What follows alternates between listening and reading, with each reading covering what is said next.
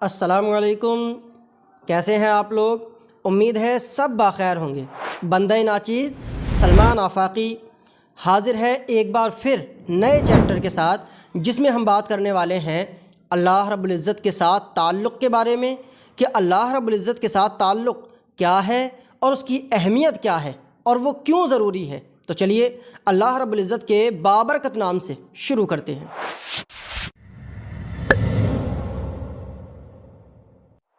یہ سوال ہر ذہن میں بالعموم ابھرتا ہی ہے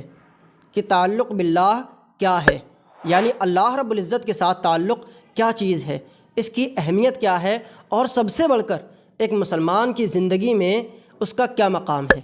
اس کا جواب سادہ لفظوں میں یہ ہے کہ تعلق باللہ اللہ رب العزت کی ذات سے خاص وابستگی، نسبت،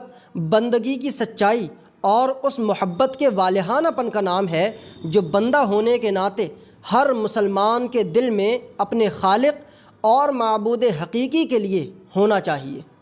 واضح رہے کہ یہ بندگی کا تعلق ہی ہے جس کی وجہ سے انسان کو اشرف المخلوقات کہا گیا۔ یہ نسبت جس قدر محکم اور پختہ ہوگی، اس قدر اس انسان کا مقام و مرتبہ عوام کی نگاہ میں بلند سے بلند تر ہوتا چلا جائے گا۔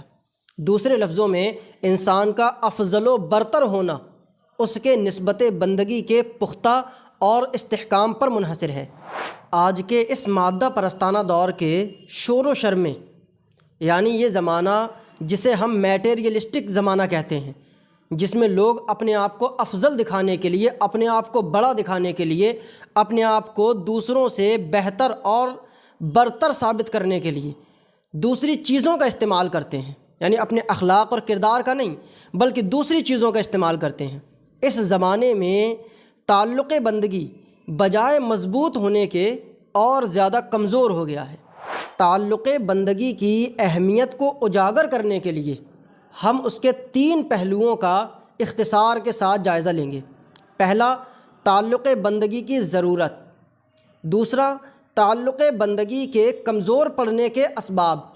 تیسرا، تعلق بندگی کی بحالی کیسے ممکن ہے۔ تعلق باللہ کی ضرورت کیا ہے؟ اس حوالے سے انسان کو چاہیے کہ وہ اپنے پیدا کرنے والے مالک کے حضور سراپا نیاز بن کر رہے اور اس کے حکم کے آگے چوں نہ کرے، اور یہی محبت اور بندگی کا تقاضا ہے، جس کی حقیقت کو قرآن مجید نے بڑے واضح انداز میں یوں بیان کیا ہے: وَمَا خَلَقْتُ الْجِنَّ وَالْإِنسَ إِلَّا لِيَعْبُدُونَ، یعنی میں نے جن اور انسانوں کو صرف عبادت ہی کے لیے پیدا کیا ہے، تاکہ ان کا بنیادی تعلق صرف اللہ ہی کے ساتھ رہے۔ زندگی کا بہرحال یہی مقصد ہے، اور اس مقصد کو بجا لانے میں انسان کا اپنا ہی فائدہ ہے۔ امت مسلمہ کو بالخصوص اس آیت مبارکہ سے یہ نصیحت کی گئی ہے کہ اللہ رب العزت سے اپنے اس تعلق کو اپنی نگاہوں سے اوجھل نہ ہونے دیں اور کبھی اس مقصد سے غافل نہ ہونے پائیں۔ اللہ کی بندگی کا تقاضا یہ ہے کہ انسان اپنے دل کو اس کی محبت سے آباد رکھے اور تمام فانی محبتوں، چاہتوں اور نفسانی خواہشوں کے بتوں کو اپنے دل سے نکال کر اللہ رب العزت کی ذات کو اپنی محبتوں اور چاہتوں کا مرکز بنا لے۔ انسان کو یہ فرمان الہی ہمیشہ اپنے پیش نظر رکھنا چاہیے: زُيِّنَ لِلنَّاسِ حُبُّ الشَّهَوَاتِ مِنَ النِّسَاءِ وَالْبَنِينَ وَالْقَنَاطِيرِ الْمُقَنطَرَةِ مِنَ الذَّهَبِ وَالْفِضَّةِ وَالْخَيْلِ الْمُسَوَّمَةِ وَالْأَنْعَامِ وَالْحَرْثِ، یعنی لوگوں کے لیے ان کی خواہشات کی محبت خوب آراستہ کر دی گئی ہے، جن میں عورتیں اور اولاد اور سونے اور چاندی کے جمع کیے ہوئے خزانے اور نشان کیے ہوئے گھوڑے اور مویشی اور کھیتیاں شامل ہیں۔ اس آیت کریمہ میں وہ چیزیں گنوائی گئی ہیں جو نفس کو بہت زیادہ پسند ہیں، جن میں زن، زر اور زمین کو خصوصی اہمیت حاصل ہے، اور مال کے ساتھ اس کی محبت ضرورت سے کچھ زیادہ ہی ہے۔ جیسا کہ ایک اور مقام پر اللہ رب العزت نے ارشاد فرمایا: وَتُحِبُّونَ الْمَالَ حُبًّا جَمًّا، اور تم مال و دولت سے حد درجہ محبت رکھتے ہو۔ قرآن مجید نے مادی اور نفسانی محبتوں کو ایک حد میں رکھنے کے ضمن میں ایک معیار مقرر فرمایا، جس کو اس آیت کریمہ میں اس طرح بیان کیا گیا ہے: قل ان کان آباؤکم و ابناؤکم و اخوانکم و ازواجکم و عشیرتکم و اموال اقترفتموها و تجارت تخشون کسادها و مساکن ترضونها احب الیکم من اللہ و رسولہ و جہاد فی سبیلہ فتربصوا حتی یأتی اللہ بامرہ۔ اے نبی مکرم صلی اللہ تعالیٰ علیہ وسلم، آپ فرما دیں کہ اگر تمہارے باپ دادا، تمہارے بیٹے بیٹیاں، تمہارے بھائی بہنیں، تمہاری بیویاں اور تمہارے رشتہ دار، اور تمہارے مال جو تم نے کمائے، اور تمہاری تجارت و کاروبار جس کے نقصان کا تمہیں ہمیشہ ڈر رہتا ہے، اور تمہارے مکانات جنہیں تم پسند کرتے ہو، اگر اللہ اور اس کے رسول صلی اللہ تعالیٰ علیہ وسلم اور اس کی راہ میں جہاد کرنے سے زیادہ محبوب ہیں، تو پھر تم انتظار کرو یہاں تک کہ اللہ رب العزت اپنا حکم لے آئے۔ قرآن کریم نے اللہ رب العزت کے ساتھ حقیقی محبت کے تعلق کو یقینی بنانے کے لیے یہ لازم قرار دیا ہے کہ انسان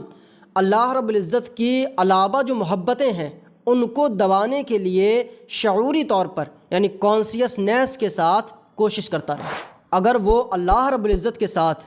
اپنے محبت کے دعوے میں سچا ہے تو اس پر پورا اترنے کے لیے اسے عملی ثبوت فراہم کرنا ہوگا، محض زبانی جمع خرچ سے کچھ حاصل نہیں ہوتا۔ یہاں ایک واقعے کو ذکر کرنا فائدے سے خالی نہ ہوگا۔ جنگ بدر کے موقع پر خونی رشتوں کے مقابلے میں ایمان اور محبت الہی کی فوقیت خوب اچھی طرح سامنے آئی۔ جنگ کے خاتمے کے بعد حضرت صدیق اکبر رضی اللہ تعالیٰ عنہ کے بیٹے نے، جو مسلمانوں کے ساتھ مقابلے میں لشکر کفار کے ساتھ تھا، اس نے اپنے والد گرامی کو بتایا کہ ابا جان، جنگ میں کئی ایسے موقع آئے جب آپ میری تلوار کی زد میں تھے اور میں نے آپ کو والد سمجھ کر چھوڑ دیا۔ اس پر جناب سیدنا ابو بکر صدیق رضی اللہ تعالیٰ عنہ نے فرمایا کہ بیٹے، اگر تم ایک بار بھی میری تلوار کی زد میں آتے تو تمہاری محبت کی وجہ سے میں کبھی بھی تمہاری جاں بخشی نہ کرتا، اس لیے کہ تم اس وقت دشمنان خدا کی طرف سے لڑ رہے تھے۔ اس سے پتہ چلا کہ ایمانی رشتہ تمام دنیاوی رشتوں پر حاوی ہے اور عملی زندگی میں ایسا ہونا بھی چاہیے۔